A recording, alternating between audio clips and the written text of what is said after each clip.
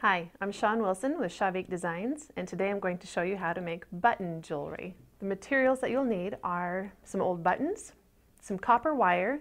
You can use a 14 gauge and a 22 gauge wire. And then the tools you'll need are tin snips, wire cutters, rosary tools, and a flat needle nose pliers. And then a hammer to hammer it all down. And then when you're all done, you'll want a satin cord or a chain to hang your pendant on. For the first step, I'm using my 14 gauge copper wire. You can even use a 12 gauge. Bend it into your shape, and this is just a little bit of twisting, and I like these squiggle shapes.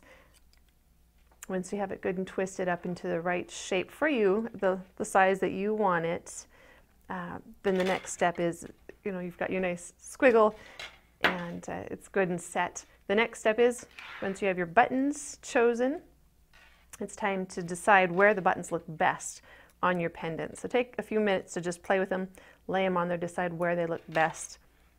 And then with your little wire, and I have a 22 gauge wire on this one, and you start weaving it around your heavier wire. And you're going to tie a knot first. So you'll want to use your little pliers and weave that wire in and around there, and then it's time to start attaching the buttons. And the buttons are so much fun. I had a great time choosing my buttons. So sew them on, just as if you were sewing with needle and thread. You're using the wire to sew them on, and you want to use a couple small beads to kind of add some color and texture.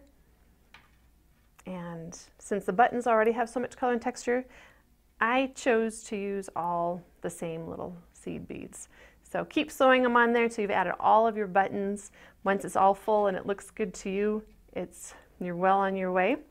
So the last step, once you've sewn all of your buttons on, is to choose either a chain or satin cord to hang your project on.